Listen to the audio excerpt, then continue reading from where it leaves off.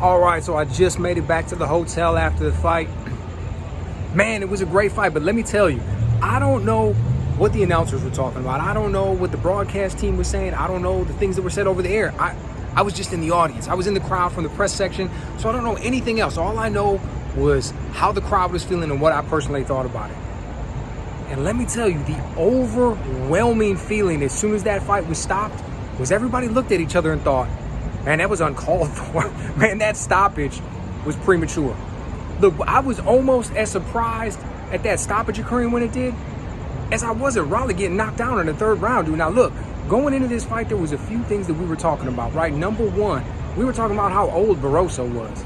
I mean, dude, there were people making jokes talking about that the picture that he had on the poster was like, where'd you even get that picture from? Was that like the second after he made weight down for some fight back in Venezuela or something? Like you couldn't find something a little better. You couldn't find a picture that was a little bit more refined or something along those lines. So that was the one theme to the fight, is how old Barroso was.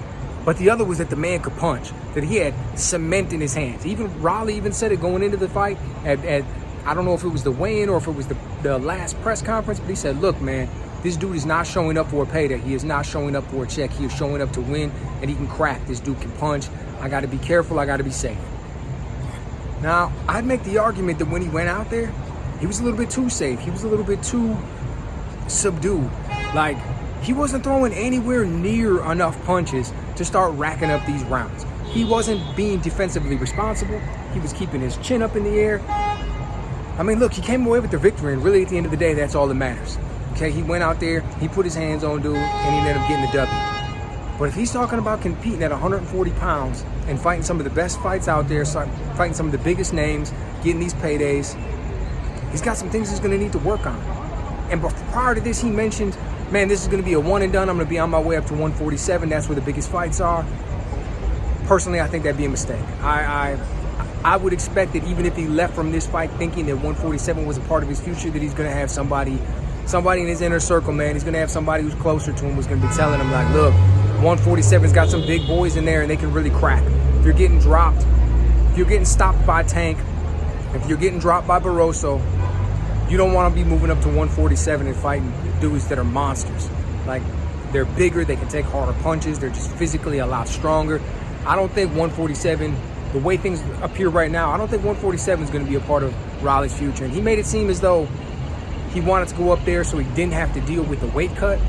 You know, it was going to be a lot easier on him. I think that he needs to figure out a way to dial it in at 140, man. He needs to figure out a way to stay at that weight, fight these biggest fights, use that belt that he has for leverage and negotiation power, and ultimately, he's got to find a way to stay down there. Maybe he needs to work with a nutritionist who's going to be able to get him better, somebody who's going to be some type of a weight cut specialist who's going to be able to help get him where he needs to go. But at the end of the day, I don't think 147 pounds is for him. And the way he makes it sounds, 135 pounds is going to have him knocking on death's door, so that isn't an option either. Right? So we're dealing with a man who for the foreseeable future is going to be competing at 140 pounds. But he's just got a few things that he needs to tighten up on. If he can go in there and he can tighten up on those few things, right? If he can continue to be patient but throw more punches.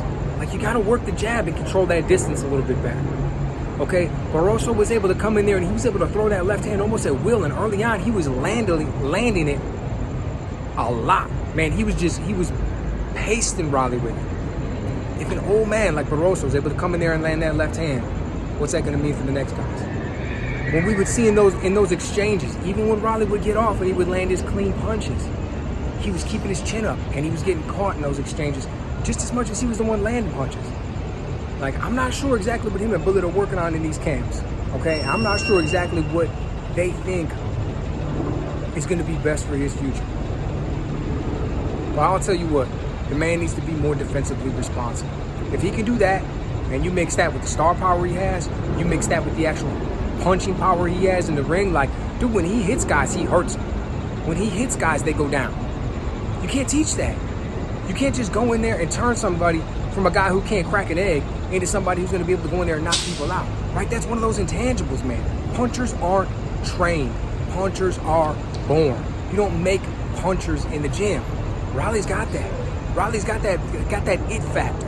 He's sitting there when he let go of that left. When he lets go of that right hand, dude, the whole crowd is on the edge of their seat. So I want to see what's next for the man. I want to see what's going to be in store, and who's he's going to be fighting next, and the build up to it, and everything else.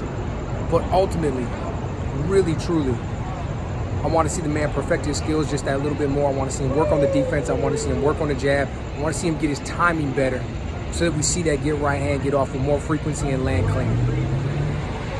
What did you guys think of the fight? Did you think the stoppage was premature? Did you think that it should have went out a little longer? Who did you think was winning at the time of the stoppage? And if that fight would have continued to go, who do you think would have been able to come out with the victory? Let me know what you guys think.